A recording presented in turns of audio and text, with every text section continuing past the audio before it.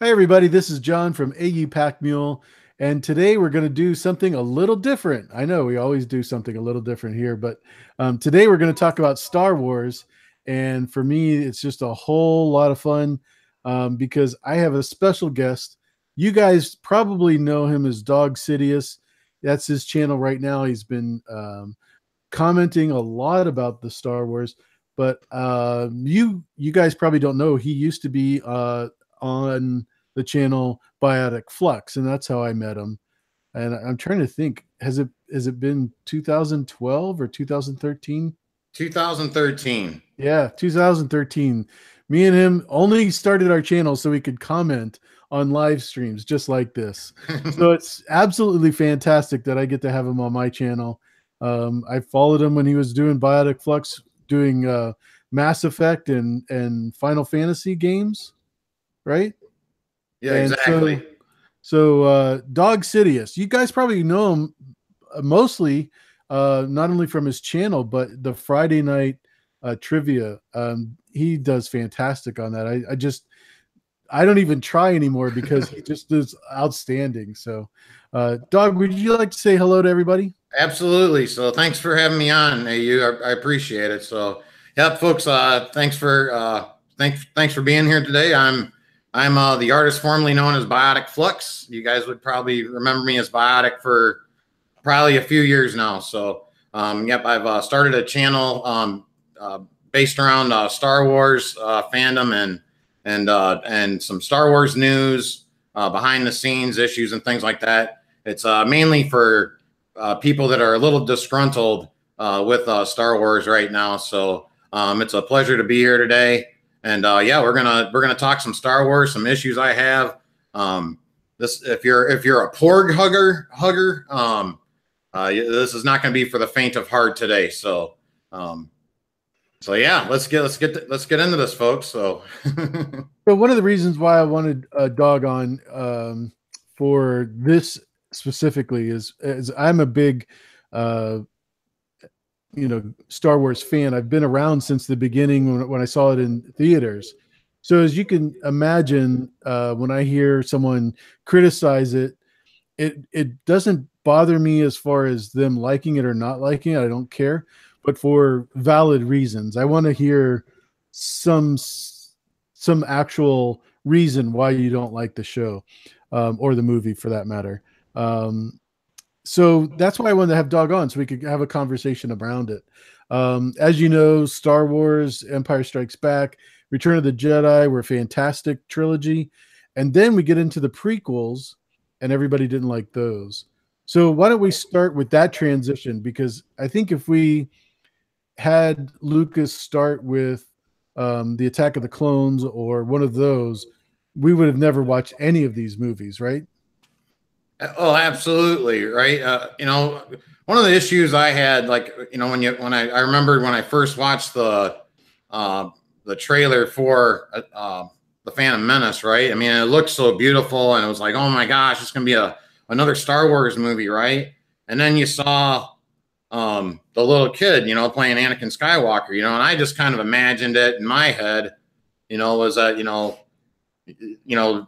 Obi-Wan and Anakin would kind of be, full, pretty much adult, just kind of getting into adulthood and things of that nature, right? So then you would see, then you're like, okay, well, this still might work, right? As a diehard Star Wars fan, right? And as AU had pointed out, right, since 1977, right, I was 5 years old at that time. I saw the movie 16 times at the theater when I was 5 years old, and twice at the drive-in theater. If anybody remembers what a drive-in theater was, right? So I mean, it's deep rooted, right? Luke Skywalker was my favorite hero growing up of all time. He was, that was it. So that's why I have a lot of issues with things, that we're probably going to talk about in a little bit, right? But I want to get back to Attack of the Clones, right? So even though I'm sitting there thinking, this still might work, let's give it a chance, right? And I saw the Phantom Menace on the opening day, right? And I met Jar Jar Binks for the first time, right? And I went through it all just like everybody else, right? We went all the way up until we got to that point of that absolutely amazing lightsaber fight and the score. And I mean, that music, I mean, to this day, I mean, to me, that's why the Attack of the Clones is a better movie than, say, The Last Jedi, just based on the music, and we'll get into, the issues I have with those movies again. But when I left the theater after that movie, I was like, we've been waiting since 1983 for this film, right? And I just kind of was just like kind of dumbfounded, was this movie actually bad? And so what did I do? I probably, just like a lot of other just deep rooted Star Wars fan, I went back and saw it the next day, right? And I was like, it's just not, other than, what am I going to do? You're waiting 2 hours to get to this awesome, amazing lightsaber battle, right? And it just didn't feel right. But now, here's my point, right? Fans had an issue with like Jar Jar Binks, right? But at no time did George Lucas ever come out and say, my fans are stupid. You're a racist. You hate animals, or something, like you hate space rabbits or something to that nature, right? He never came out and did something like that, right? What did George Lucas do? He took Jar Jar Binks, kind of out of the picture, right? I mean, we still got a splash or two of them here in Attack of the Clones and Revenge of the Sith, of course, right? But he listened to his fans and he tried to make it better, right? Was Attack of the Clones a good movie? In my opinion, no, it wasn't a good movie, right? But at the same time, I had respect for George Lucas for listening to his fans and taking their feedback seriously and trying to make it better. What do you think of that, AU?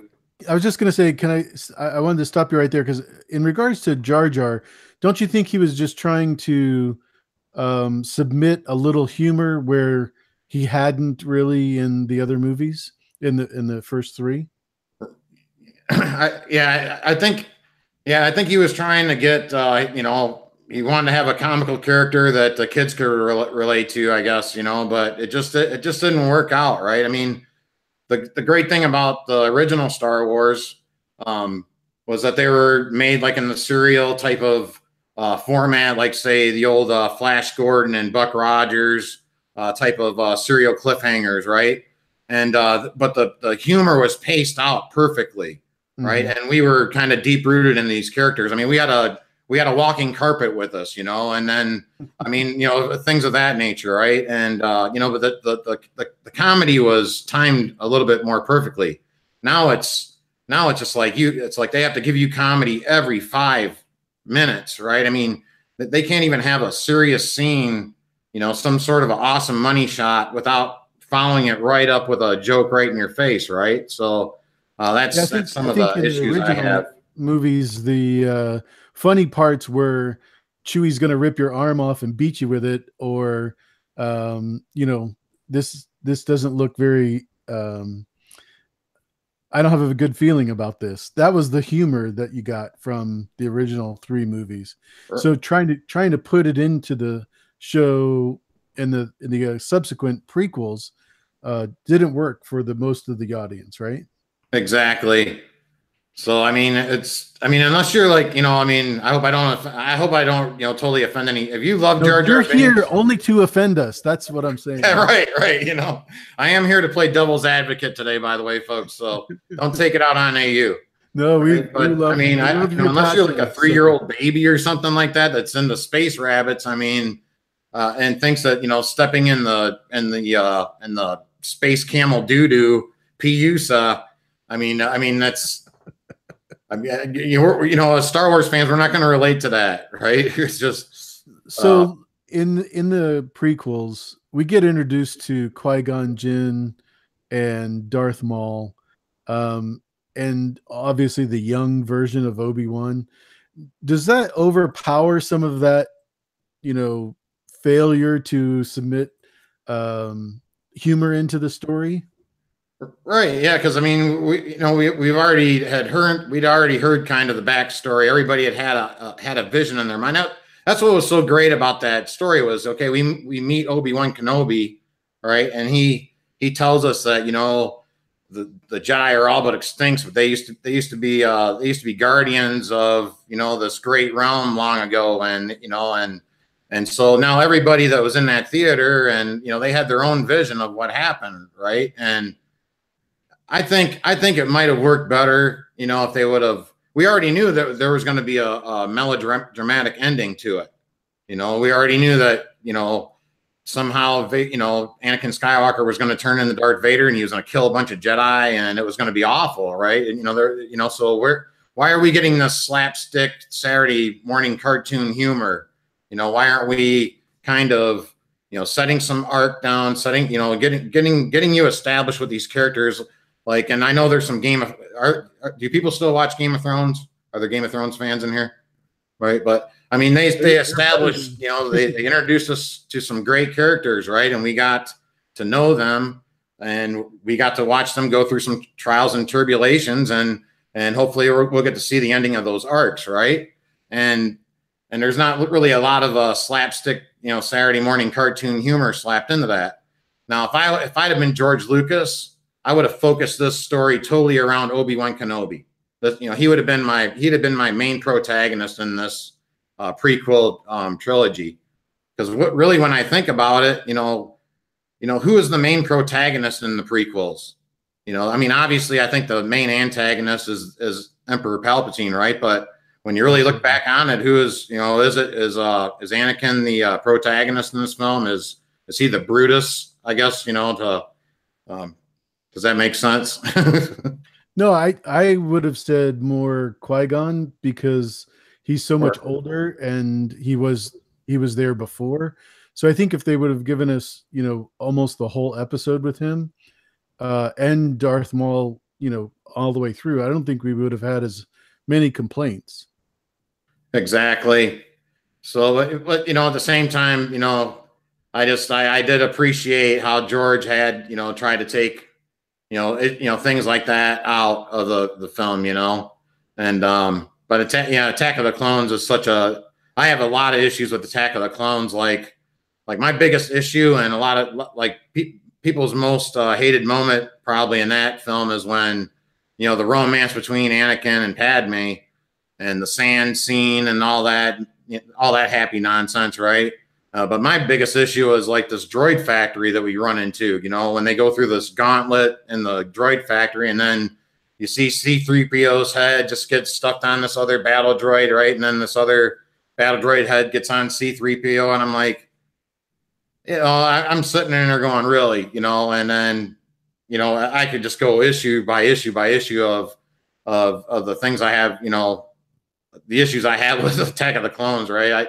I think, I like Phantom Menace just a hair more than Attack of the Clones, actually. And then Revenge of the Sith, I thought they did what they could do with what they had left, right? But yeah, I do like your idea of, you know, it might have been Qui-Gon Jinn's story for that. You know, we'd have got to see his point of view, you know, as a venerable Jedi, and you know, we just saw his, you know, in the tragedy at the end, you know, but he would have been basically us as the audience watching, you know, Obi-Wan and Anakin's, you know, demise or whatever, however you want to call it that way. But you know, the way I had thought of it before, I would have had Obi-Wan as my main protagonist throughout the entire, you know, but it would have been basically his story of what happened. So. Were you happy with the Obi-Wan version of what you actually saw? Yeah, you know, and to tell you the truth, we didn't get a whole lot of them in the first film, right? They just leave him on the ship, but they bring Jar Jar, of course, right? You know, why wouldn't they have left Jar Jar on the ship and bring Obi-Wan along, right? You know, so you know, he's just back there to, you know, count midi-chlorians basically, right? And you know, so that also made a lot of, you know, folks have issues with the film. Also, is that now, George, you're messing with the Force on us, dude. You know, it's what, midi-chlorians now, right? You know, Obi-Wan just said it's an energy field created by all living things. It surrounds us, combines us, and you know, it combines the galaxy together, basically, right? I mean, you know, and it was just like, oh man, the space wizards freaking telling us, you know, about this Force and the Jedi, you know, the power that the Jedi use, right? And now George is totally, you know, doing a 360 on us now and bringing in this, you know, microbiotic world, right? That, that's another story that George had kind of brought up, that he, you know, if he'd have done episode 7, 8, and 9, he would have brought back that microbiotic world, which would have probably upset us, right? Looking at it now. But however, I think that's a more interesting story than say, Luke Skywalker drinking space walrus milk, or Princess Leia flying in outer space like like Supergirl or Mary Poppins, right? So I just think that, I think George's his sequel sounds a little bit more interesting to me. That's all I'm saying with that. Let me ask you this: in regards to the prequels, the 3 prequels versus the 3 most current movies, and I'll include Solo, Return of the Jedi, and The Force Awakens, because Rogue One is a totally different. I want to put that in a totally different character, category. But in those 3 movies, would you say the prequels are better or the most current trilogy is better? You know what? People are gonna, because I'm gonna struggle with this a little bit, right? I have all the prequels ahead of all the new films, and I'm gonna tell you why, right? Because The Force Awakens is basically it's kind of a carbon copy of Episode 4. I mean, when you watch the film, it's the exact same story. I mean, J.J. Abrams made an entertaining film. I have a lot of issues with that film, right? But it is an exact carbon copy of Episode 4. That's my issue I have with that. And like I mentioned this before, how the score and, say Phantom Menace and the score and Revenge of the Sith, that's a big part of Star Wars. Star Wars to me is about story, characters, sound, music. I mean, and music is there's like 4 big things, that I think that, you got to treat them all, the same, there. So now I have an issue with The Last Jedi, right? Because when you start in that movie from point A, right, you are right back to point A at the end of the film, right? What's wrong with that? so like, what's wrong with that? What's wrong with that? It's like, what was the point of having this, like, 2 films? Or yeah, really, basically. I mean, why didn't they just say, go 3 years from how they used to do the films? It used to be like, basically there's a time span in between the films here, right? But you had all that drama built up, right, with Luke and Rey meeting there, right? Right. And then when you get the introduction to Jedi, it just like throws you totally off that he doesn't care about the lightsaber, right? So you're automatically interested into the movie to find out, why is this guy just throwing this thing away? Right. And now my issue was, I didn't have so much of an issue with him throwing the lightsaber away right away when I was watching this film. Before you go any further, let me ask, absolutely, why that non-separation of time? Why does that matter? I mean, why is that a point for you? Because you're obviously bringing it up for a reason. Yeah, I just think that nothing really, as far as like, like when we ended it in The Force Awakens, right? They were all at that base. Okay. So then they got to outer space. And then by the end of The Last Jedi, okay, Luke dies and Snoke dies, right? And then, but everybody's still at the same point, right? And say like the Attack of the Clones, right? We start in Coruscant, but from point A, they actually go to a point B. I mean, a lot of stuff happens in between there. Doesn't mean it was, it was great what happened in between there. It was well executed per se, right? But things happen and people were changed by the end of that film. So, you go from point A to point, Phantom Menace the same way, right? We go from point A to point B in both those films, and things changed. And The Last Jedi, nothing happens. Luke dies, and everybody's right back to that point right before Rey had basically left. At no point in The Last Jedi was I like worried about, are the rebels going to be totally decimated here? Or what are they going to do now? I was never worried. I was like, there's definitely going to be some rebels left over. So they just kind of had the space chase, and they brought up the idea of space fuel. You know, which wait, let me stop you there, because at sure, the end of Jedi, the only rebels that are left all fit in the Millennium Falcon. right. So there had to be some concern,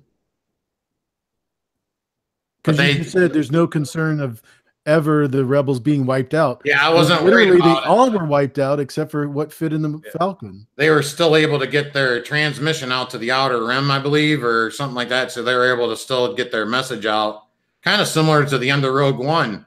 They kind of, you know, were just like, you know, we're gonna send this. We needed to send this transmission out, and they had done that. They achieved their goal of saying, hey, and you know, so now probably the next film, you know, my guess is, and spoilers, folks, you know, I'd imagine, you know, right. I'd imagine, I think I brought this up, was like, okay, so at the beginning of episode 9, they're going to have Princess Leia's funeral probably, right? Or they, you know, that maybe they will bring somebody in to play Carrie Fisher's part. I hope they don't. I really don't. I just, at this point, I'm kind of so upset by, you know, what they did to her character, what they did to Luke Skywalker's character, things of that nature.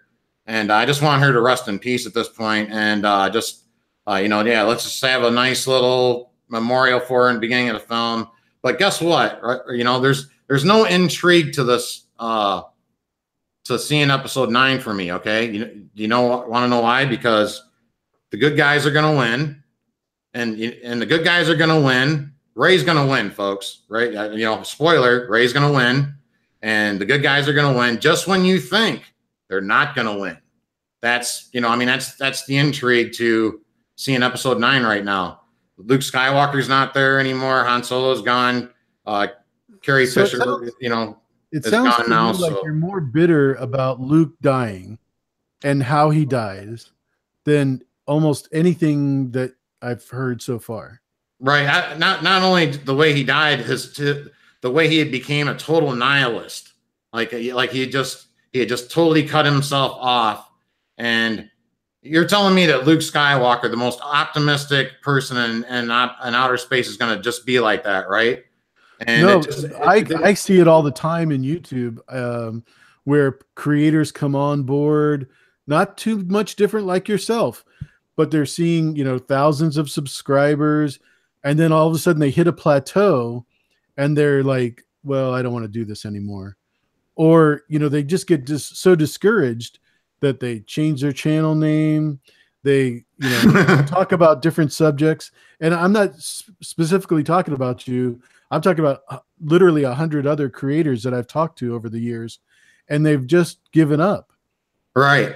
You know, it's just very hard for me to say that, you know, this character that we love, and I really mean that. Everybody thinks, you know, Luke is the greatest, but when you come to the point where one of your students, who is your nephew, and you have that inkling to kill him because of what you see in the dark side, only because of your abilities, your natural abilities of being able to use the Force, right?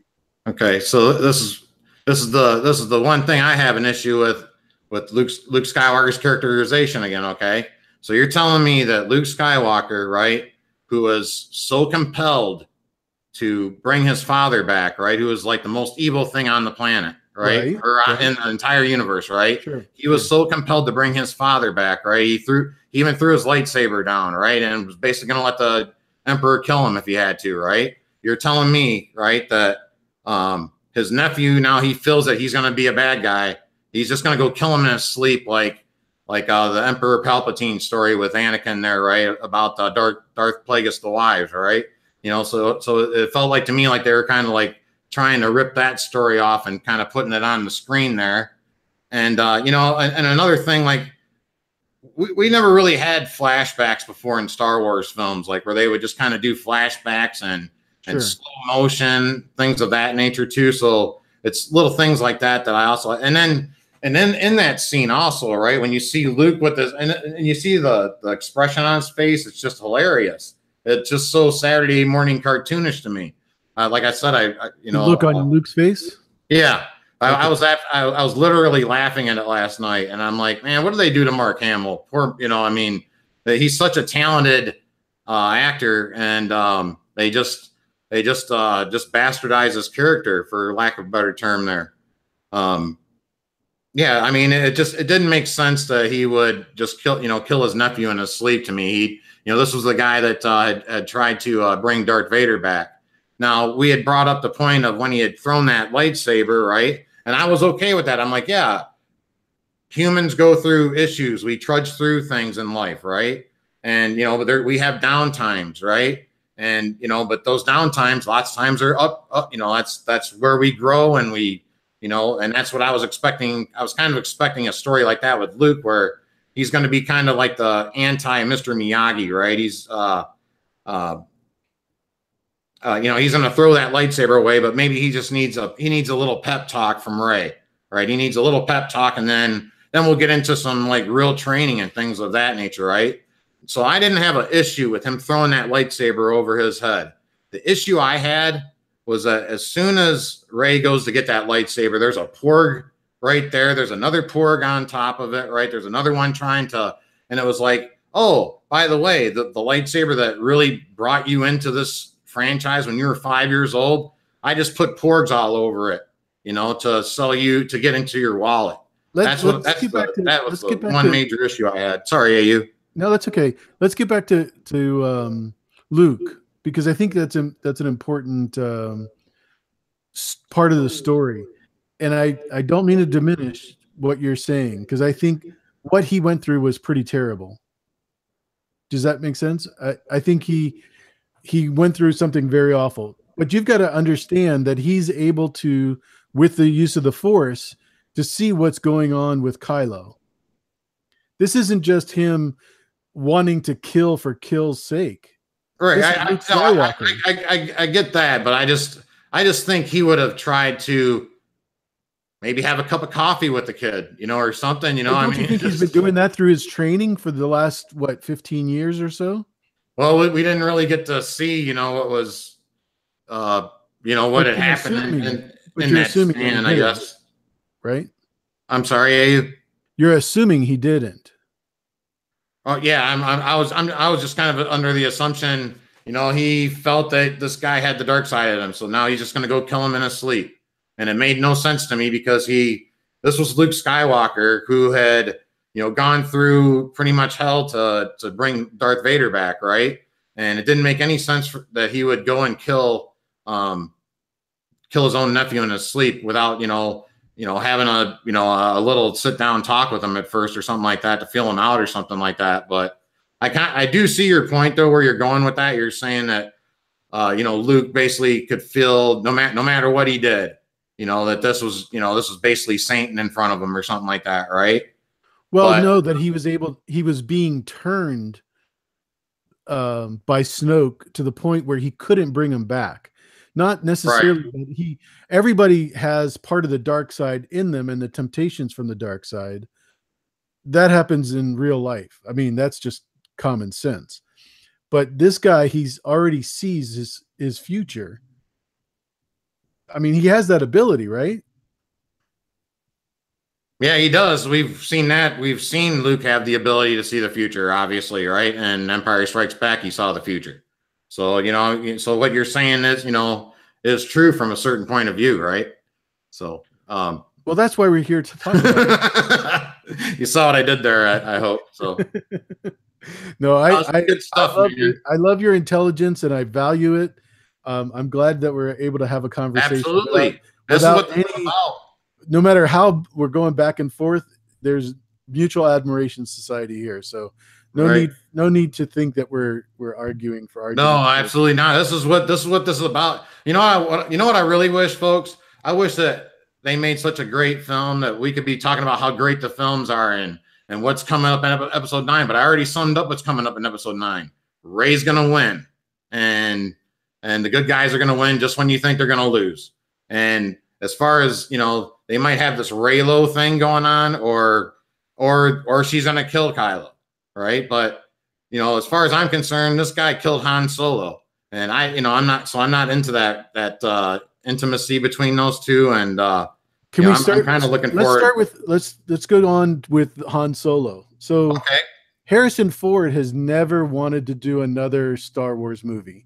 Right. For how long? I mean, forever, right? He didn't want to do from Empire, I think, is when he said he wanted to stop. Right. So he's been trying to get killed off, right? This whole time. And I And thought he so, was when I was a kid. When I walked out of that theater, I was 8 years old in 1980, right? So, and I remember just being absolutely just, like I talked about this before. Luke Skywalker was my freaking favorite hero, right? I mean, he was so to see what happened to him, and then Han Solo, and I'm like, I thought he was dead. I really did. I didn't think he was coming back, And I remember my parents were like, he's gonna be okay. It's gonna be okay, buddy. It's but have to console you.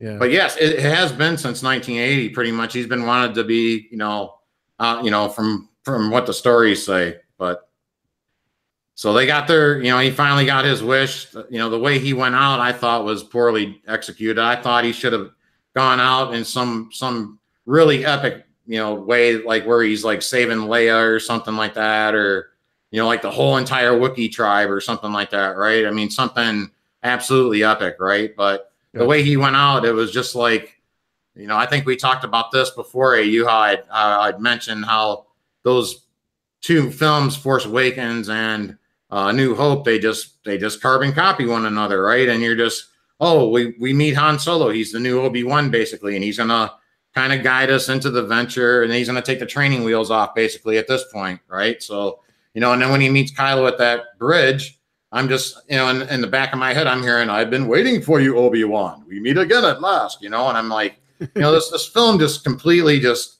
it just mimics the other one. That's why I can't give it a higher score than any of the prequels. It's too much of a carbon copy of the other one. So there's even a Death Star, fight at the end of it. So.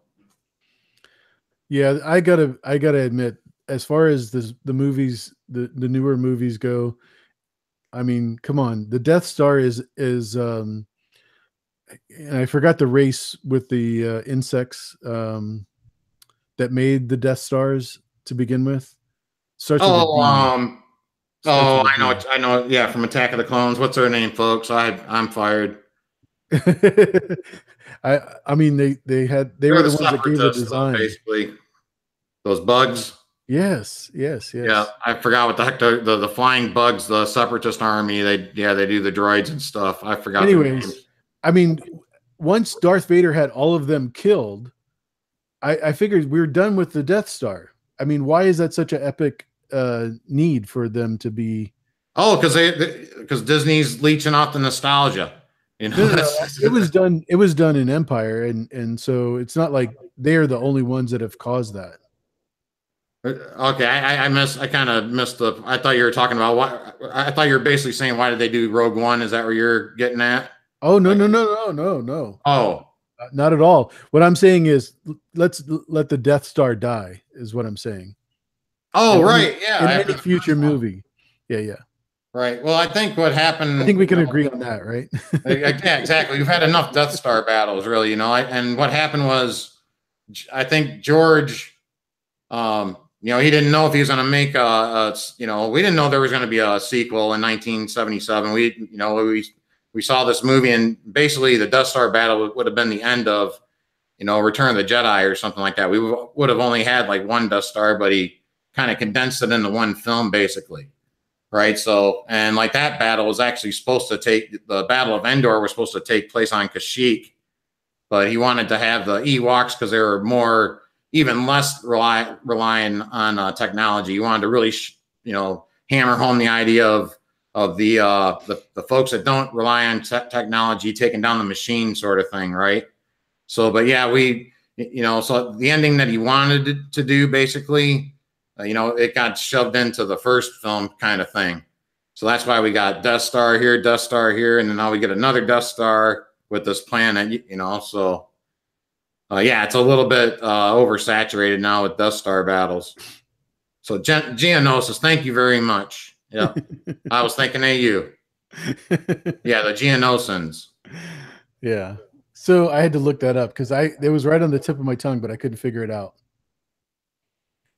So obviously Harrison Ford died because he wanted to die. He didn't want, I mean, I think that was more of him getting his wish. But let's get on to Princess Leia, because I think that was probably one of the biggest tragedies of all. Uh, the actress had died. There's no reason to keep her in the movie. They could have easily edited that out where she was dead from the beginning, and let her story end right there. But everybody talks about the Mary Poppins scene. So why don't you tell us a little bit about that and how much you loved it? I see what you did there, buddy. Oh boy. So this is my most hated. Okay, folks. Okay. Again, this is rooted deep here since 1977, right? And so Princess Leia is that's my iconic princess, right? That's my Disney princess forever, right? And to see what happened here was just at first when I first watched it, I'm like, well, I guess that's because you see Kylo's about to fire on the bridge, and I'm like, well, he's not going to fire on the bridge because they showed that in the trailer. They were giving you the idea, is he going to do it or not? And I'm like, well, they wouldn't show that if he was going to do it, So I was like, he's not going to do it ever, right? But then his wingman fires the shot, right? And then I see Princess Leia go out and Admiral Akbar and everybody else is gone, right? And I'm thinking, well, I guess that's it. Can you elaborate a little bit on the Kylo actually not shooting his mom?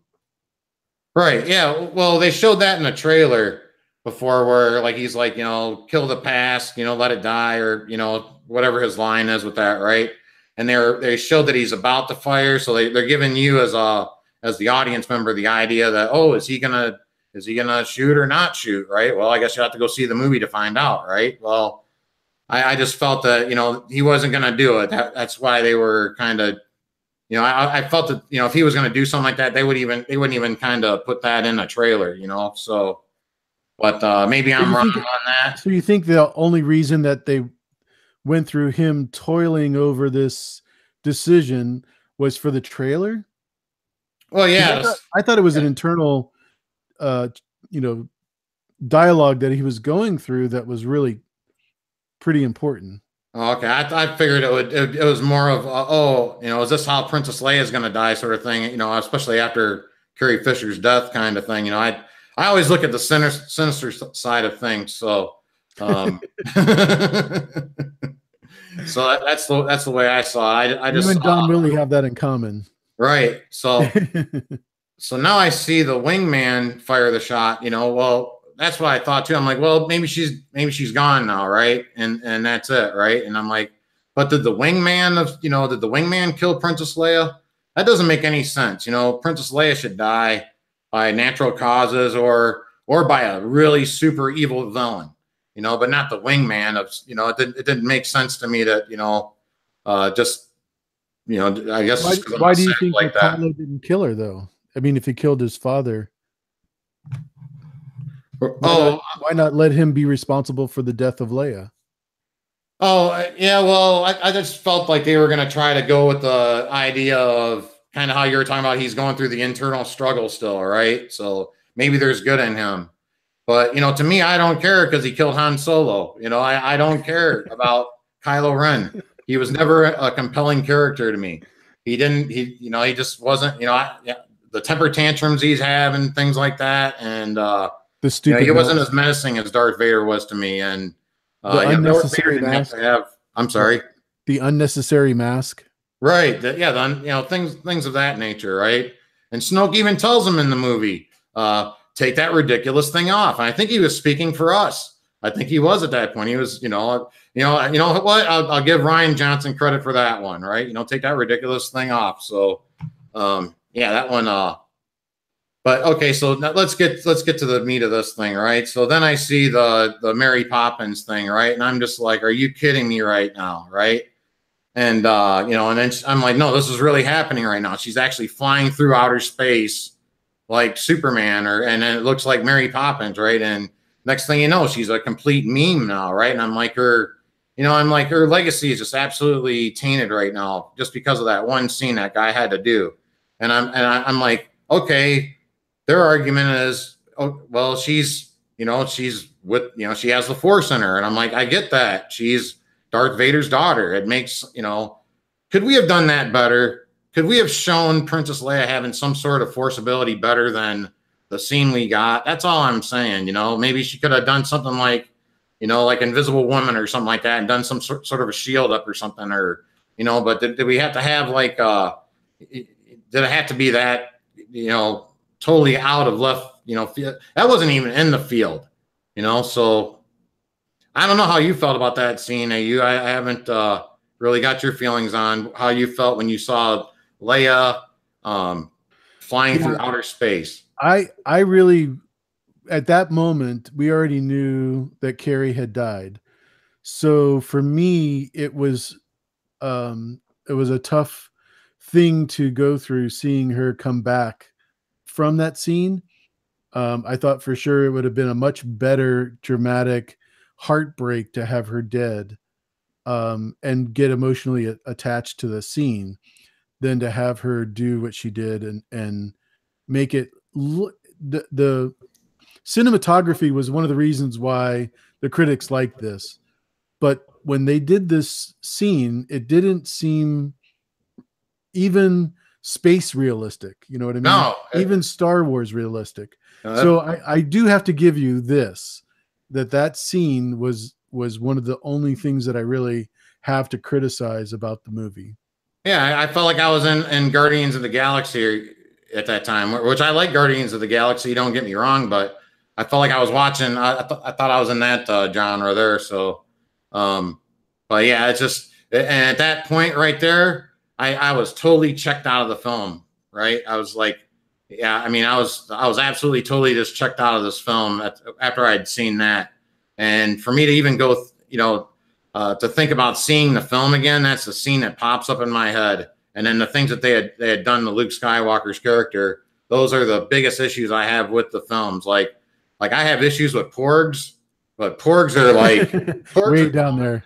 Yeah. I thought I'd have issues with I thought that would be my number one issue with the film would be porgs, right? But no, there were so many more issues that I had with the film that they're a little bit down there. So, Dog, I think they would have had the ability for Princess Leia to show that she was using the Force all up to this point, then I think that would have gotten through better. But I think for her to die would have been a much more impactful moment theatrically. I do too. At this, I agree with you on that point. I think they should have done it. Had it sent off that day, had it sent off that way, and I would have switched it around from the wingman to actually being Kylo firing the shot. Right. That's how I would have switched that up if I was going to make a little tweak there. But at the same time, I would have been the guy in the background going, "Don't do that scene for the love of God! What are you doing, dude? I mean, seriously, what are you doing? What are you thinking here about this scene? I mean, so I mean, I'm like, I would rather watch Jar Jar Binks stepping the duty right now than watch this. I mean, that's just. Well, I was like I said, I was checked out of that film at that point, but there was more to come, believe me. So, yeah, I think there's some other scenes that you'd want to discuss, because I think of the three movies that we're talking about currently, the Solo movie, or like you refer to it, the Soilo movie. Yeah, the Soilo. And The Last Jedi and The Force Awakens.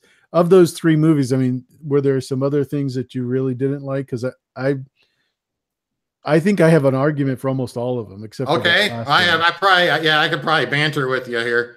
Okay, here we go. All right, when Luke, Rey gets this lightsaber, right, and Chewie busts down the door, right, and Luke's like, Chewie, what are you doing here, buddy?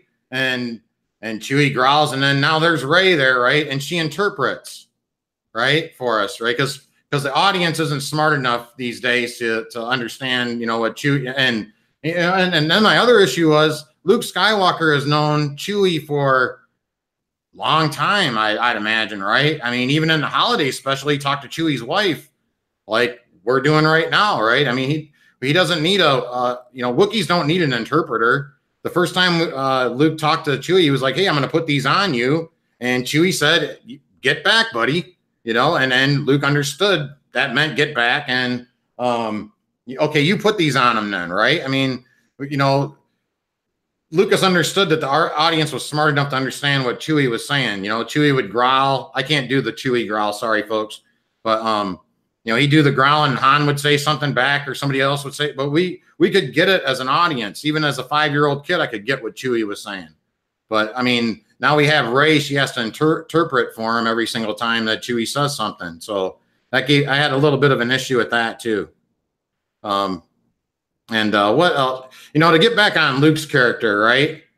And what I kind of expected was Rey to kind of give him a pep talk about, look, we are decimated here. Leia needs your help, you know? And that's another issue I had, like how we had the discussion about where, you know, he was going to kill his nephew in his sleep. Like another thing is like, I think no matter how depressed he was, there's no way he would have totally abandoned Leia in an absolute time of need like that. I just don't. I remember Kylo is her son, right?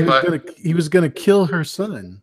So every time he sees her, I mean, that would be just a reminder of how bad of a person he was becoming, or how much he didn't like the way he was interpreting the Force.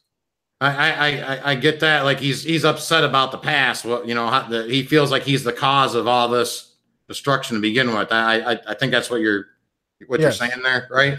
But at the same time, Leia is going to die. Han is going to, you know, I mean, Han is dead. Leia is in danger, I mean, it's over. You know, and that's what I thought was going to happen. I felt like, you know, Luke's desperate right now. Now we're gonna get, you know, he's gonna make a switch, and now we're gonna get Luke Skywalker, right? We're gonna get to see Luke Skywalker, right? And we never got Luke Skywalker. You know, we got what Mark Hamill calls as Jake Skywalker. He said he had to become Jake Skywalker because he disagreed with every fundamental decision that was made on his character. Basically, you know, I'm paraphrasing what he said, but he said he had to become Jake Skywalker, and I agree with him because that's not the Luke Skywalker I know. And I was, like I said, I was okay with him being like, I don't want anything to do with you folks, right? But now Chewie's here, and he's desperate for help, right? And you know, dude, you know, wake up, you know, get up, you know. So that was the issue I had with that. But I see your point of how you're saying. You know, he felt like he was the cause of all of this, right? But at the same time, he's got to be part of the solution to this now. And oh, I think I lost the sound there. No, it's mine. I just muted. So, anyways, I think what the problem I'm having with your interpretation of this is the fact that he's how do I say this? He's checked out, and he's literally just surviving until he dies, knowing he's in a place where nobody's going to find him. I mean, that's what his thought process is. He's like everybody that goes off into a mountaintop and tries to live until the end. And that's one of the reasons why I think it's hard for you to understand why Luke doesn't want to go back, even though Han is dead, even though Chewie's there. He doesn't know Rey. He doesn't care about Rey. So her being there is like, who cares? And I think that's one of the parts that emotionally I get, and I think you're not understanding that. And I think you're so mad about the Porgs that it overshadows the understanding of where Luke is emotionally. And right. I may be wrong, but that's what I understand. Right. You know what? I just wanted to see Luke Skywalker. That's all. I mean, they put his picture right up on the poster, right, to hook folks like me in, right? I mean, they were just like, look, you've been waiting since 1983, right? And Luke Skywalker is going to be a film. It's called Force Awakens, right? And you know, so all the big Luke Skywalker fans are, you know, waiting to finally find him. You know, the movie's about, you know, him disappearing and all this stuff, and we get him turning around and taking off his hood for 2 seconds. And that's all you get, right? So now you got to wait another 2 years, right? And then he's a complete recluse anyway, right? I mean, and he wasn't even needed. He wasn't really even needed. You know, Yoda even comes out and tells him that, you know, Rey doesn't need you. You know, Mary Sushi is.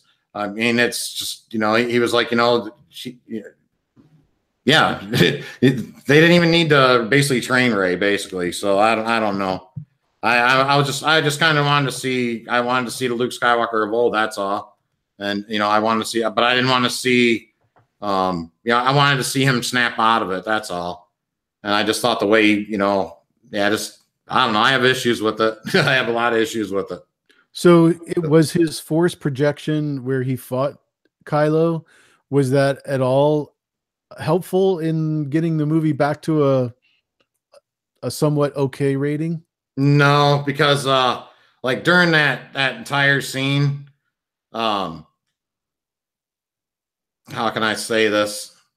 I mean, you know, even you know, you have this over the top acting by the guy that plays Hux and Kylo during that whole time. It's like completely over the top. You know, fire on this man, and they're both just like yelling at each other, and you know, all the lasers are flying in, and you know, by the time you get done, right, Luke comes out and he just like brushes off. You know, so it was like just kind of a joke. And I thought they just did it just to kind of, you know, just to kind of give us a Luke Skywalker send off, right? That's all it felt like to me. He's just there as a decoy, basically. And so I take it you didn't like it was a way for them to show us the two setting suns and Luke Skywalker music, and they could be like, look, we gave you the setting suns and Luke Skywalker music, right? And he basically saved the day there at the end, right? So you didn't like that scene at all? No, because not at all. No, wow. No, I hated it because great. I thought it was awesome. Oh yeah, because I thought it was a copy of the Hoth battle, kind of, right, and a little bit of Lord of the Rings, the Return of the King. I kind of felt like that battle was, and. Are you talking about the whole battle, or are you talking about just that particular scene? Just the scene with Luke and Kylo. No, I didn't like it because yeah, and then the way they talk to each other too, with like the see you around kid, and then you know the lights. Like we never even got to see his what happened to his green lightsaber, by the way. You know, I guess we got to see it, you know, with the flashback, but where's his green lightsaber at? It was broken, right? No, that was his that was the original one he had. That was Anakin's lightsaber. That's the one that got split in half. Okay. The green lightsaber is, you know, I don't know. Maybe it's in Red 5. Still on the island? Yeah, it might be. Maybe it's inside Red 5 or something. Or one of the porgs got it in one of their nests. I bet you that's what happened to it. Yeah, that makes sense. Like that lightsaber to me was so sacred. It was such a sacred thing to me because that's what really brought me in. You know, like I think I mentioned this to you before. What got me into being a Star Wars fan was, you know, the original when the crawl came out and Princess Leia's ship's going by and the big freaking ships following it and the lasers and the sound and the music and everything. And I was like, I'm in, right? But now I'm totally in the first time I see this lightsaber, right? So that lightsaber is like the holy grail to me. You know, it's just that's a symbol of that you just don't tamper with, right? So not only did they have the porgs take a little doo-doo on it, and then they just split in half on me too. So and then they're just like, yeah, take that, dog. You like that one? You know. We've got an interesting comment in the chat from Neoplanter, who asked, "Why did Luke leave the map to find him if he didn't want anybody to find him?" But was that map something that Luke had left? Well, that's what we don't know. Like, okay, so who's the guy that played Ming the Merciless? The guy in the beginning of Force Awakens. I'm fired. The guy older at the actor. beginning of the Force Awakens. Remember, he's like, you know, he has the other. He gives it to Poe. Oh yes. Max von Sydow. Yes. Max von Sydow, right? His character, right? He gives. So we don't know how you know how he got that part of the map. Right. Did Luke Skywalker give that to him, or did he get it from Maz Kanata? You know, how did Maz Kanata get Luke Skywalker's old lightsaber too? You know, so I mean that's another thing. They were lovers. So exactly like my apologies, folks. I had the chat kind of up, so I didn't. But like Don Willie said, you'd have to read the book or something, right? So how many folks like read the books? You know, I know they did a stat of like cartoons. Only like 30% of Star Wars fans watch the cartoon. So I'd imagine maybe it's around that ballpark to read the novels, right? So you wouldn't know that information unless you, you know. So did Luke? You know what? You know, was that his motive to have that guy have that map to him, or you know what? You know, was there some guy that spied on Luke and made that map and left it? So you got to remember, Neo Planter says that in R2D2 was the map that Luke left. Yeah, and there was a missing part of that where he was, just like in Attack of the Clones when the planet was missing, where the clones were made. That same thing, you know, there was a part of the map that was missing. Same thing in R2D2. His map wasn't complete. So it wasn't Luke that left it in R2D2, where he was.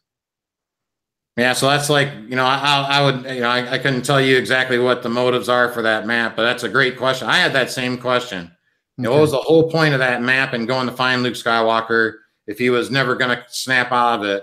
I just felt that Rey was going to give him a pep talk, and eventually we'd get the Luke Skywalker that we knew and loved, and then we'd cry when he went out, right? You're giving Rey too much credit. Right. Yeah. But Rey's better than the Force. Yoda said she doesn't even need it. She knows everything. So, but yeah, she's better than the Force. Heck, she can take out 3 TIE fighters with one blast from the Millennium Falcon's cannon.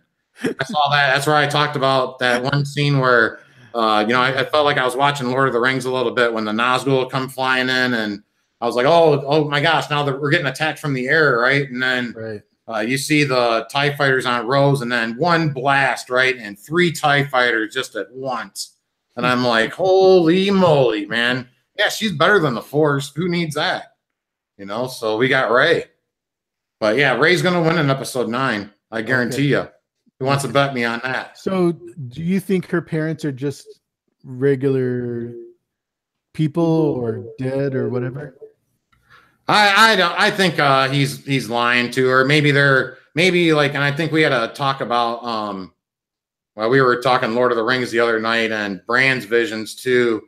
Maybe Kylo had a vision of this, but maybe those are her foster parents or something like that, right? Where maybe she is the bloodline of some sort of royalty. That's my take on it. She's probably going to be the bloodline of some royalty, right? Because Kylo was just like really stabbing it in. You come from nobody. You are absolutely no one, right? And that's fine, right? It's great to see, yeah, an absolute, person that's not of that sort of bloodline can be a Force user and be all this, right? But I think he was lying to her to get her to join him, right? So I think that he might have had a vision that maybe that, but I think it was probably like her foster parents or somebody that was like her, that she was taking, but she's probably the bloodline of, say, maybe she is Han Solo, maybe she is, Kylo's twin or something like that, or comes from Palpatine's bloodline. I don't know, but that's my guess on what they'll do with it. But yeah, I don't necessarily believe what he said was true. So can we get to Snoke? Because I really like Snoke. I mean, I'm a big Andy Serkis fan. You like that Hugh Hefner look he had with the gold Hugh Hefner look, the pajamas. Yeah. He's ready for the grotto. So yeah, with Snoke, rating 1 to 10 as far as a bad guy, where would you put him? Oh, rating of from where? From 1 to 10. Oh, 1 to 10. Yeah. Oh man, Andy Serkis is playing him, right? So I got to give him a point. We got to give Andy Serkis 1 point, right? I mean, he did Gollum, right? So we got to give him a point on that. And was he really all that intense? No, menacing or anything like that. No, I'm gonna give him a 1. I'm gonna give him a 1. He's not Darth Vader. He's not the Wicked Witch of the West, right? He's not Frank from Blue Velvet. You know, he's not you know, he's not he's forgettable. He gets cut in half like cheese. So, but yeah, I wasn't feeling wasn't feeling the Snoke, I guess. Gotcha. Okay.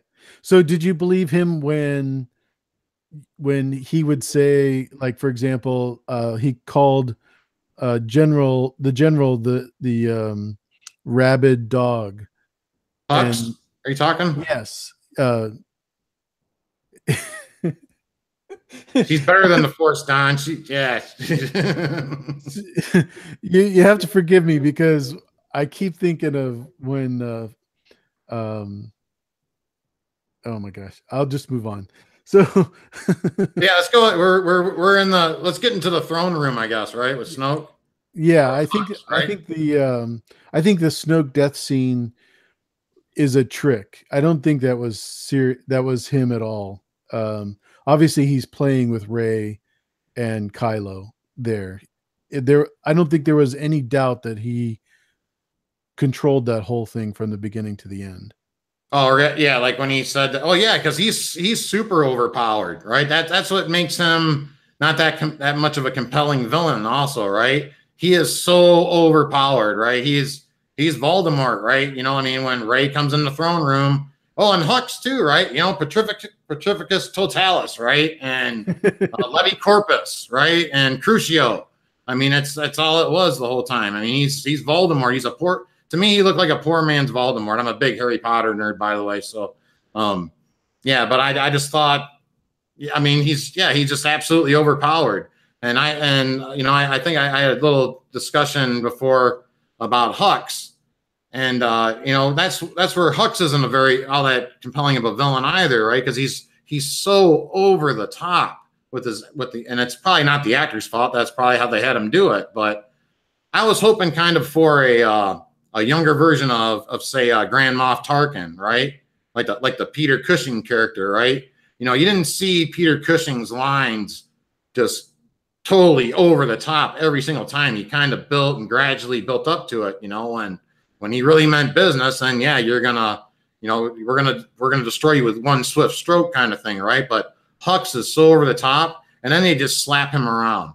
He's just like, it's like watching Jerry Lewis and Dean Martin or something, right? Or Abbott and Costello and the Three Stooges or something. They're just gonna slap him around and yeah, so that's what doesn't make it. There's really no flaws to Snoke. Snoke is so overpowered that yeah.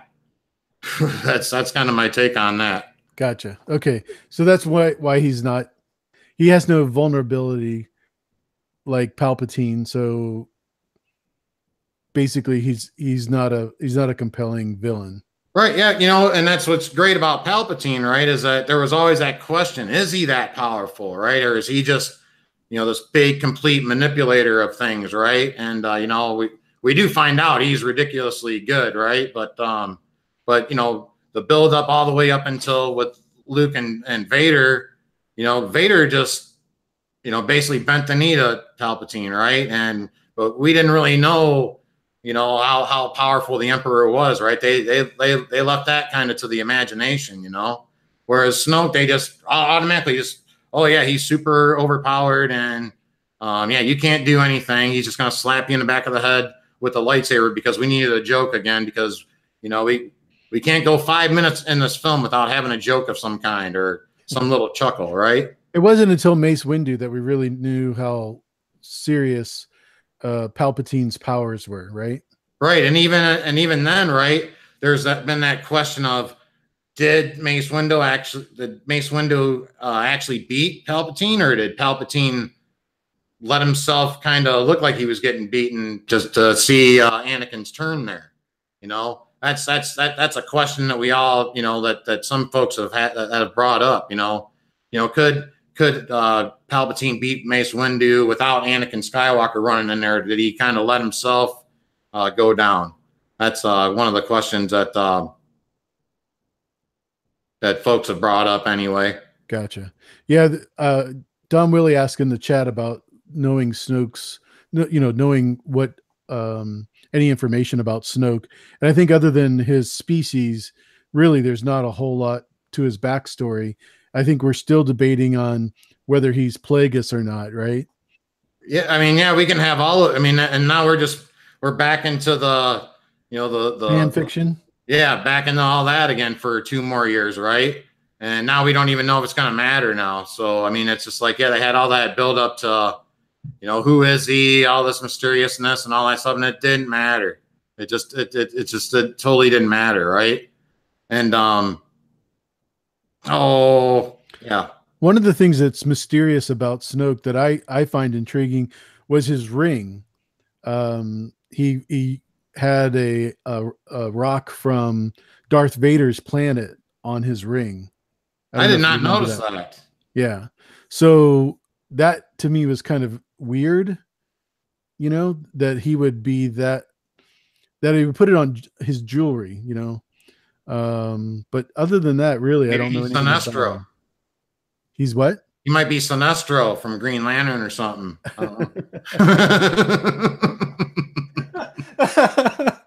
I'm sorry. That was funny. That was a total left turn there. I'm like, wait a minute, Sinestro. Very cool. So, yeah, I think Snoke's. I don't think Snoke's dead, but anyways, you don't think he's dead? No, I really don't. I think. Well, you know what? Darth Maul, words that he said before he died. Yeah. He actually said exactly what you would say if you knew that you were going to die, or you knew that was going to happen. Okay. So, because everything that he said literally happened. Exactly. Right? Up till that point. Right. Yeah. It's like, yep, you're going to be OP. Okay. I'm the writer now. Okay. He's going to be absolutely OP until the one time we don't need him to be. It's going to totally, you know, we're going to lead the audience on the whole time. And then we're going to kill him just like Darth Maul. But Darth Maul lived through the same injury, apparently. Right. Right. So, not to change the subject. Oh, you know what though? With Snoke. Oh, but I'm sorry. I remember. I think I remember seeing that ring now, because did you notice, like, after he, like, when he fell off his torso fell off, then yeah, you saw his hand there too. I did. Now I know exactly. Yeah, the Sinestro ring. Okay.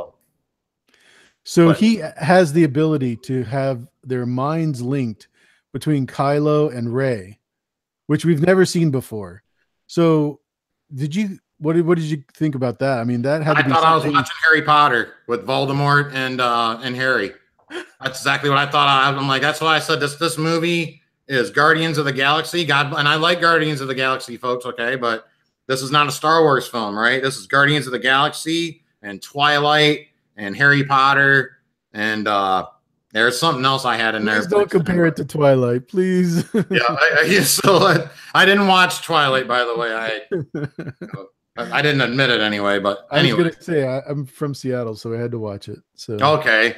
Anyway, did you see Sleepless in Seattle too? Oh hell yeah! I saw that at the theater. That's awesome. Yeah, great movie.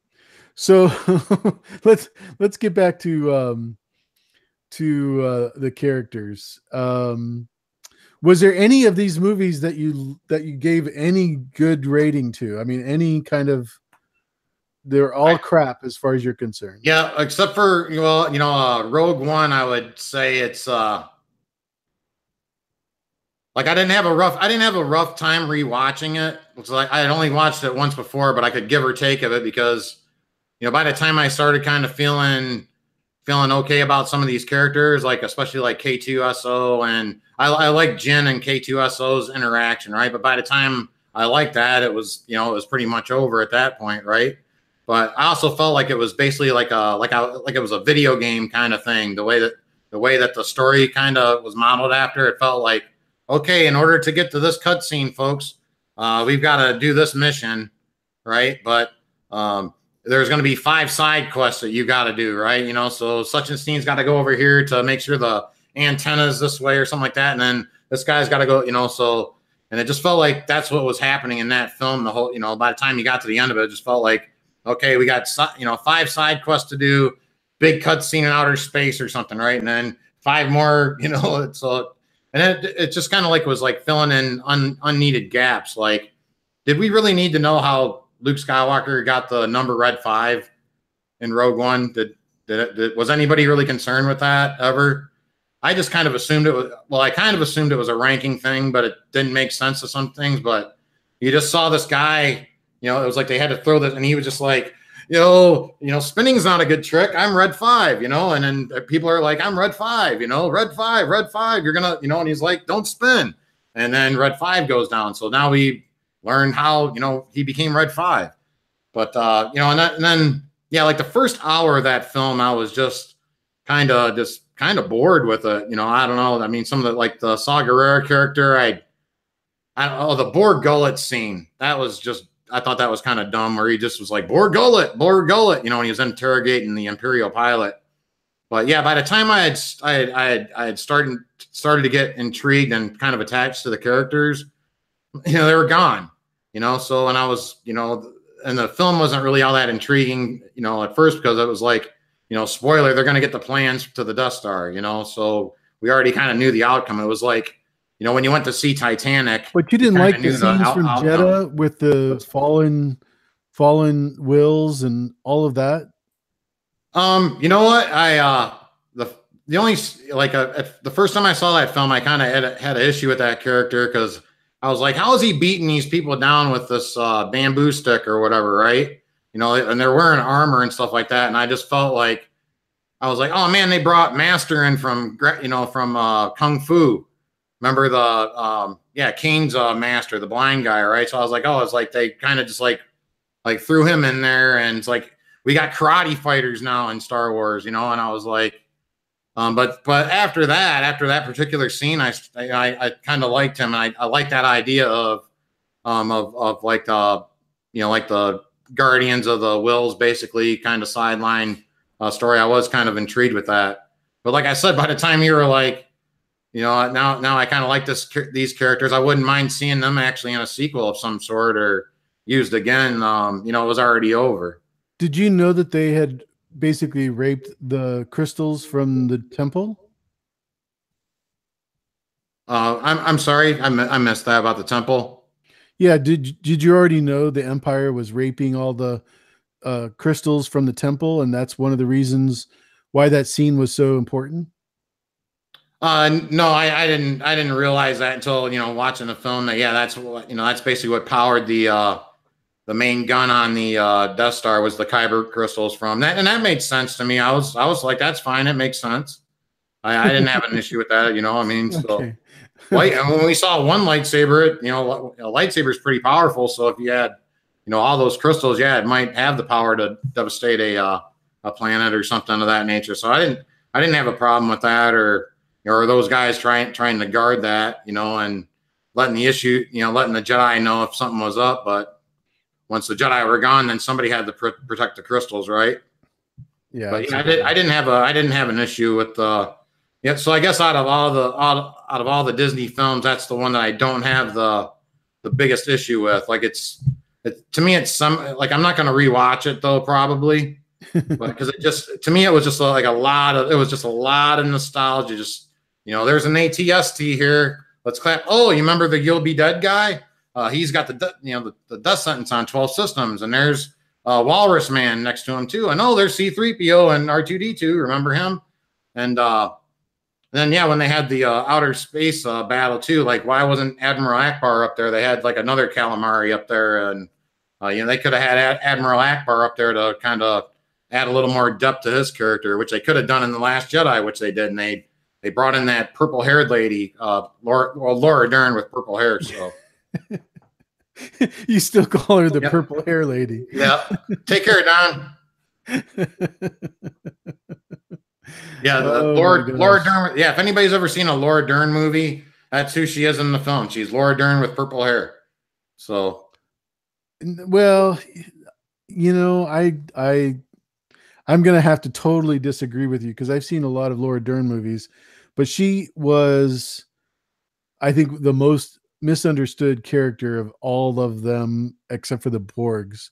I think we all can agree with the Porgs. Yeah, I mean, she's on the characters that have upset folks list. So, but I think the biggest problem that she has is that she disagrees not with Finn. What's his name? Who is the main the starfighter? I can't the pilot. Poe, Poe Yes, Poe Dameron. Dameron. Yeah, Poe Dameron. So I think because she disagrees with him and doesn't tell her what Leia was planning and that sort of thing, that we get this tension that it's her fault. But Right. in reality, if it wasn't for her, they wouldn't have gotten as far as they did because Exactly. Poe would have killed them all right away. Yeah. Now if she would have just told Poe what was happening, like the Rose and Finn storyline wouldn't have even needed to be taking place, basically, right? And We that wouldn't have that would have needed been Canto great. Bight. That would have been great. Yeah, exactly. We could have cut all that out, right? Exactly. And Exactly. and what I hate about that is that what the directors and writers don't understand is like when Laura Dern is speaking to Poe, not only is she speaking to Poe like that, she's speaking to us as audience members, right? You don't need to know about, anything. You're not important enough to know about what's happening here, right? And I'm right away right away I don't like her character, right? And and a lot of people were kind of upset that Admiral Akbar didn't play that role, even though they had killed him off, of course, right? But why couldn't they have had Admiral Akbar play that role? We've known Admiral Akbar for a while, right? We You would would have have followed his lead, is what you're saying. right. So, but I would have rather seen a better plot where you had Poe and say Finn, you cut out Rose, kind of thing, right? Yeah. And maybe they have to go out on say maybe they got to figure out something that happened with those kyber crystals or something of that, some sort of plot device or whatever that they gotta do, right? Instead of having that Canto Bight scene, you have Poe and Finn as like the new Han and Chewie, if you will, sort of thing. You could have had those two together, and instead Poe is just there to have her slap around. Basically, he gets slapped in the face by Leia, and Can we get back to that point in just a second? Because sure. Neo Planter has a comment saying that he's actually boycotting Solo in episode 9 and KK has to go. Can you tell us, can you update us on what we've heard as far as reporting goes? What's going on with Kennedy? Yeah. So basically, folks, what happened was let's kind of get okay. The Force Awakens, right, made like $2.068 billion, right, followed by Rogue One that made a little over $1 billion. The Last Jedi came out and made $1.3 billion, which is like $700 million less than The Force Awakens. Now, the next film, the Solo film that came out, is going to be the first film in the history of Star Wars that's ever going to lose money. So I want to give everybody a perspective about this. All right, the first Star Wars film in the Disney, it has the global box office record. Okay, and now they've made a film that's gonna lose money. Right? Star Wars was the brand, right? I mean, Avengers Infinity War right now is out, and it's going to be a little shy, just a little bit shy of overtaking The Force Awakens at the box office for all time, right? And my point here is that Star Wars was once a feared brand, and it's not anymore.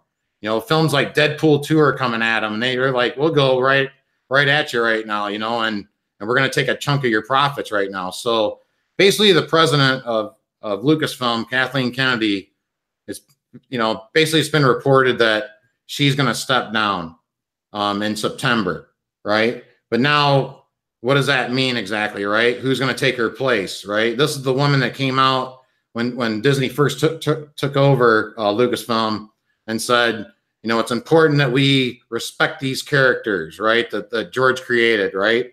And to me, they haven't respected our iconic characters. She's leached off the nostalgia, and she's weakened the brand through her poor decision making. And what I mean by that is she's had to go through, she's had to fire directors, bring in other directors, to finish off the films. And like the Solo film had like major production issues, right? She hired she hired the guys that did the Lego films and like 21 Jump Street, right? Probably, maybe they're funny films or whatever, right? But is that who you're going to hold, give the reins to a Star Wars film? And then lo and behold, she had to fire them, right? So she fired them, and then she brought in Ron Howard. Ron Howard did what he tried, what he could try to do. And, she had, I believe, Colin Trevorrow slated to do episode 9, and they butted heads, and she fired him. And then now she brought J.J. Abrams back to do episode 9. So now with all the, so as investors basically are going, hey, we invested all this money. You guys paid over $4 billion for this film. We invested all this cash, and you're making films now that don't make money. And the merchandising has gone. You can look at those stats too. Toy sales, pretty much anything merchandising wise with Star Wars is taking a dip. And believe me, the investors will notice something like that. And yeah, so the rumor is basically she's going to step down, but who's going to replace her? You got to make sure you hire somebody that's that can hire folks. You got to make sure you put somebody in place that's good at hiring people. So yeah, that's kind of to make a long story short on the Kathleen Kennedy. So Josh Scott has a really good point. The Marvel movies and the Star Wars brands are both a little oversaturated at the moment. And I think you brought this up in one of your videos where the release of Jedi and Solo are only 5 months apart. Right. Okay. And I see that point. People are saying, well, people are just too fatigued with it, right? Ask the MCU that right now. They just released Black Panther, which did amazing, right? And it's a good, solid, entertaining film. They make good, entertaining, solid films at Marvel, right? And they can release a film 5 months after that, and it dang near breaks the box office record for all time, right? So what my point is, if you make a good film, the people will come back out and they'll see the next one, and so that fatigue argument, I think they're trying to kind of fan the flames a little bit, or put the flames, extinguish the flames a little bit. When they give that argument about, well, you're just too fatigued for it. And my point is that The Last Jedi made $700 million less than The Force Awakens, right? In my opinion, it's a poor film. You can look on Rotten Tomatoes where 91% of the critics, gave it, a good score, right? But then you look at the audience score and it's at 46%, right? So my point is that not only, having the production issues with Solo, caused the bad box office, but Last Jedi being a bad film, people didn't go out to see Solo because of that. So that's why I had such a poor opening, right? And then the main thing to know that I've always kind of looked at is that look at that second weekend, right? Look at that second weekend drop, 65% drop in the second weekend. That tells you Solo's bad, right? And that's why ever since then, it's not going to make its money back. It's going to be the first Star Wars film that's ever going to lose money. So, I think they're looking at $50 million loss right now? I think it's going to be more like 100. Well, after you put in for marketing and things of that nature. And I think it cost them probably like around $250 million, I heard, to make the film. So you still don't have any revenue from that on like CD or DVD or Blu-ray. You don't have any of that, so that's not going to be.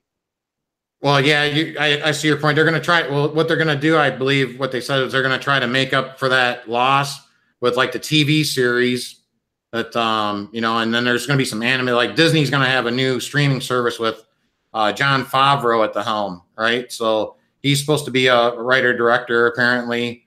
But to me right now, it seems like a lot of things are on hold because there was a report that like James Mangold, the guy that did the Logan movie, I believe there was another director they brought in, Daldry, I believe his name was. I might be wrong on that, to do like another side, the other Star Wars story movies. And then all of a sudden they just said everything's on hold, right? I'm like, oh, you just said James Mangold's doing a film and now you're just telling him he's on hold all of a sudden, and then all of a sudden now they're coming back and saying that, wait, that's not true, nothing's on hold, so I don't know what to believe as far as that goes anymore, as far as what's coming down the list. But how to get back to the point is that, yeah, they're going to try to make up that revenue by by the extra animated films and things of that nature. So I was happy that they, when they first brought Jon Favreau in, I was happy that they did that. I didn't think it was a bad decision bringing him in. That's for sure.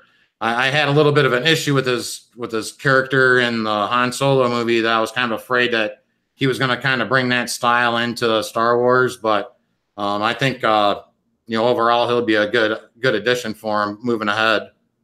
So I still do have a little hope for this, but like my major thing is like what you want to do is, because they had announced, like, Dan and Dave, we're gonna do some films, right? Rian Johnson, they announced he's gonna do a trilogy. What you want to do right now Can is we talk a little bit about Rian Johnson, since you brought that up? Sure. So from what I understand, he actually rented a house in San Francisco where the Lucasfilms headquarters are, so he could get like immediate feedback from editors and all of that.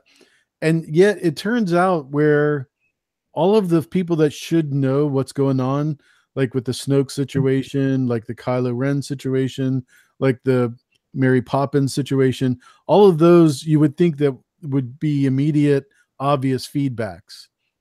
And yet they gave him the green light on all of it. So what do you think that Rian Johnson did that was so bad?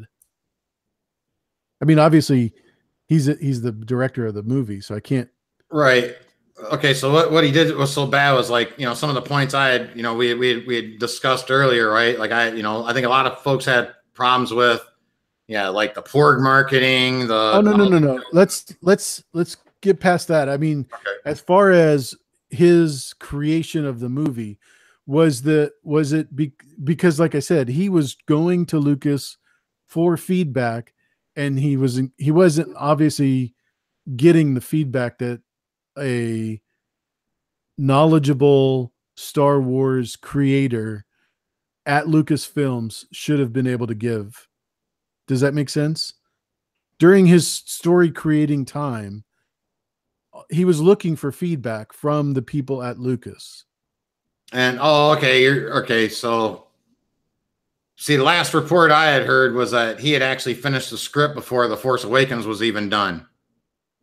So what I'm wondering is, like, did he even? I'm not even aware of him ever reaching out to, say, like, George Lucas or anybody else for any help on Like it. I said, he lived in San Francisco during the time he was creating this movie, so that he could have immediate, everyday contact back and forth with the story creation.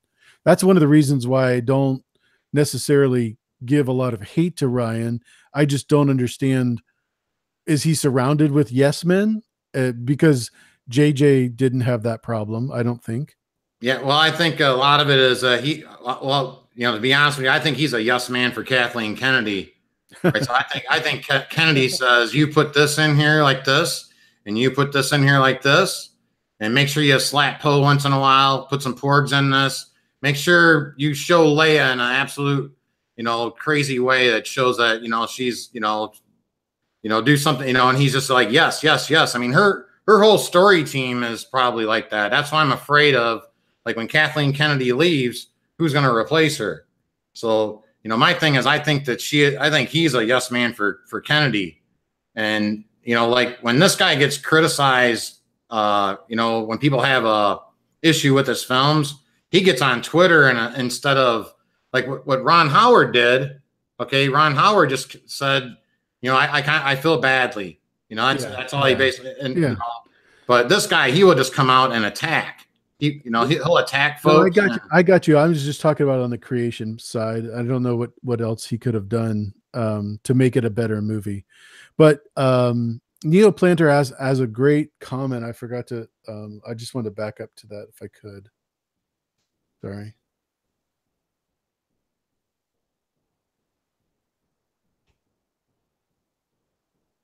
Oh yeah, he said that he can't compare Star Wars with Deadpool or Black Panther. And I agree that it's a different genre, but when you're talking about movies made in the summertime and when they're released or that sort of thing, you don't really have a choice but to compare them to, other movies that are top 10. I think that's what you're going for, Dog, isn't it? Yeah, I was just saying that,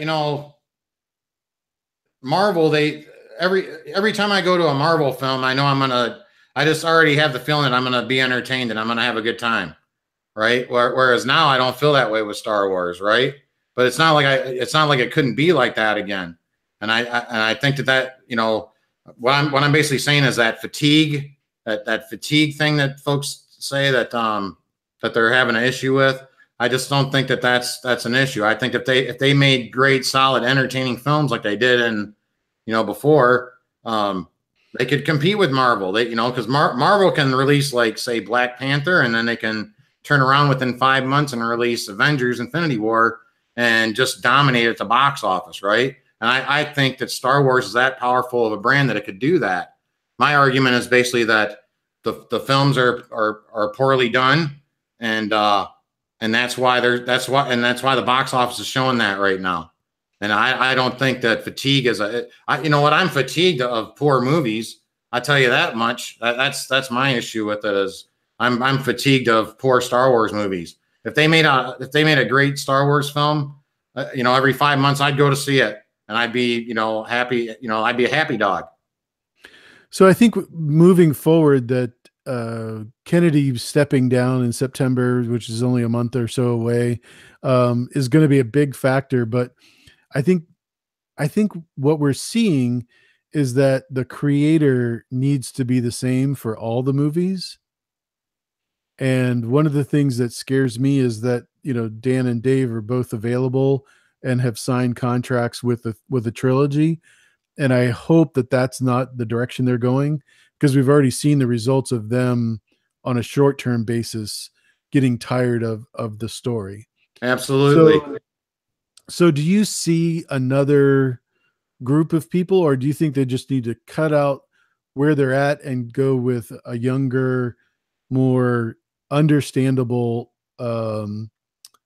group of people in the Star Wars genre? I think they need to get, you need to get somebody that's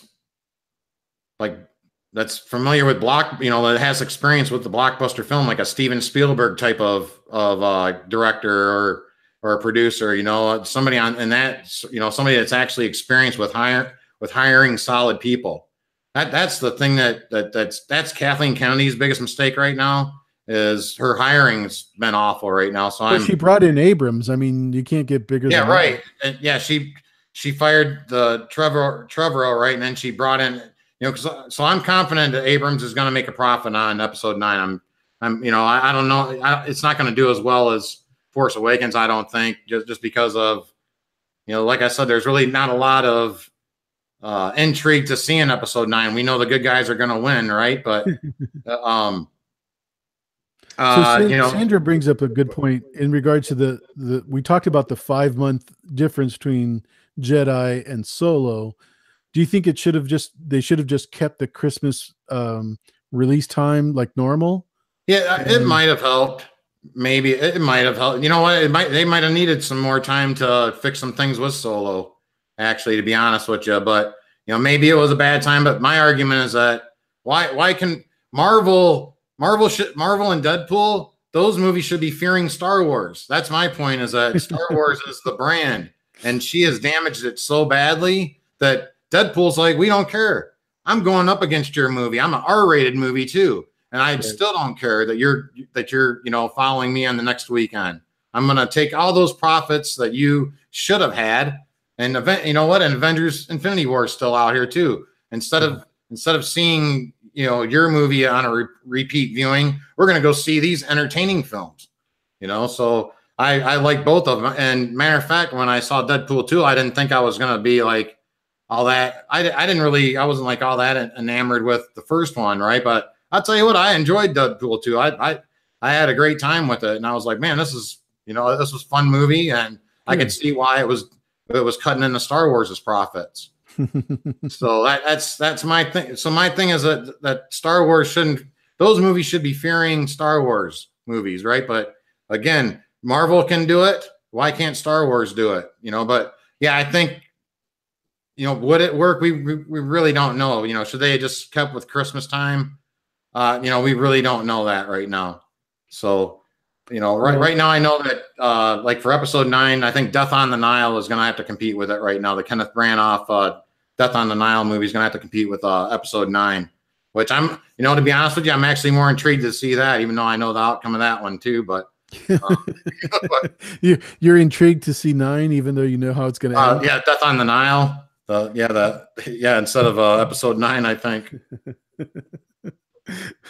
That's funny. But, all right, so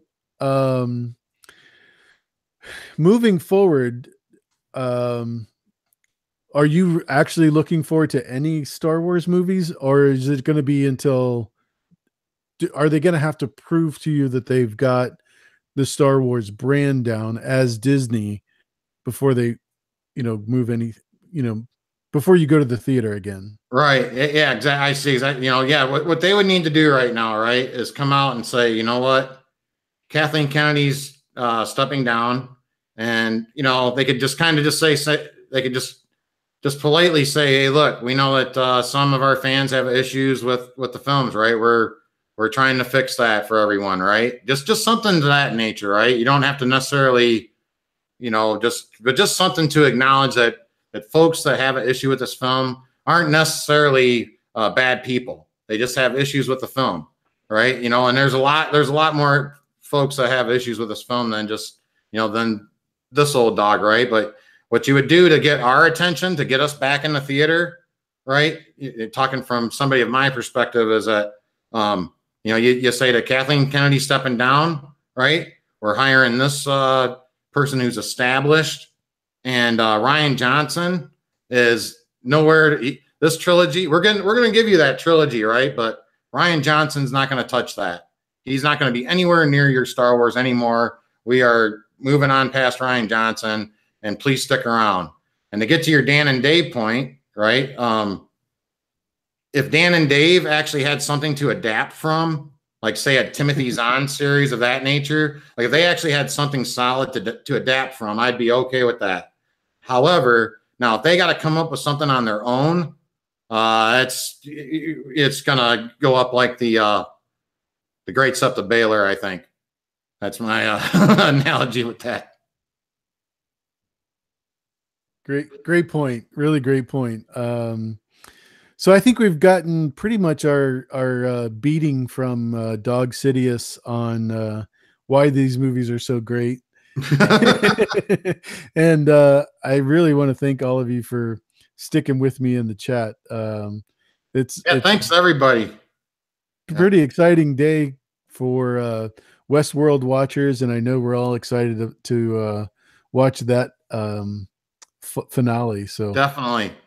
But I think this has been something I've wanted to talk about since The Last Jedi, and everybody else has been just either one side or the other. I haven't seen anywhere there's been back and forth dialogue on one side liking it and the other side not liking it, because they don't get along enough to have a conversation. Right. Oh, this is split the fandom right down in the middle, and it's cats and dogs out here. That's why this is like, we can have a pleasant conversation and discussion about this, folks. We're deep down, we're all Star Wars fans here. We just want to see good Star Wars. That's all. And, like I said earlier, I would like to come out here and just be like, man, I love Star Wars and everything. And we all love Star Wars, and we're all looking forward to the next one. And we'd have that kind of discussion, but now it's not that, right? We're sitting here talking about, how bad it is versus, but this is split the fandom right down there, and they're mad at each other, like really mad. I mean, and it's just vicious attacks and things of, oh, you didn't like the porgs, you hate animals, it's like, oh, it's just, yeah, I agree. And yeah, Brooks generation there, right, JD. It's been a lot of fun having you on the channel, and I'm looking forward to doing this again. Absolutely. Hopefully after we get a successful Star Wars movie. I do too. So yeah, thank you very much for having me on. I really appreciate it. This is my first time in this sort of arena, so I really appreciate it. You having me on. And again, folks, I'm Biotic Flux.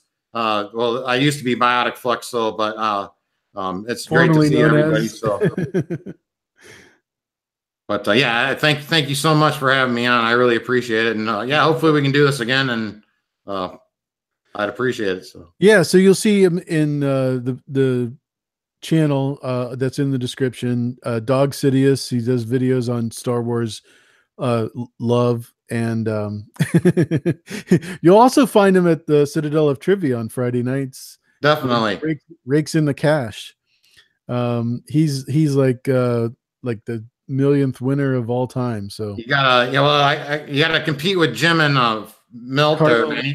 Those guys, they help out my typing skills. I'm a really bad typer, but those guys are on it, man. So I'm usually like, oh man, I gotta freaking get the next question here. So no kidding. Yeah, we have a lot of fun there on Friday nights there at Citadel Trivia. I've been sticking around with them forever. So BBM is very helpful with that as well. Felicia is awesome, but she is really strict. You got to be careful. Oh, definitely. Your knuckles will get busted. Let's put it that way. No rest for the wicked, man. Yeah. And Milt is awesome. I can't believe he set that up. That whole system with OBS. It's just oh yeah, we have a lot of fun with it. I've always been a trivia junkie, like Trivia Pursuit and stuff like that. Have always been like my favorite games. I like to know a lot about mundane crap, so so I have a lot of fun with it. So, but yeah, I try to upload a video usually once a day, folks. Usually about a 5 to 10 minute one, just on.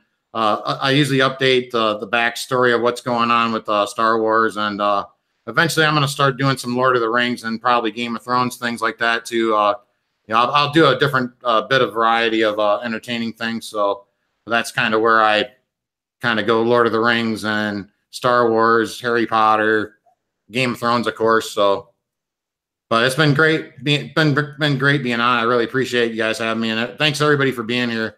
So yeah, really make me feel welcome. I'm really excited that you came. So definitely, guys, check out the Westworld episode 10 from season 2 tonight, and then tomorrow I'll be on with Carrie McDonald, and we'll do another live stream and have some fun and get to see what's going on there. So in the meantime, you guys have a great day, and as always, grin like a dog, wander aimlessly, and have dessert first.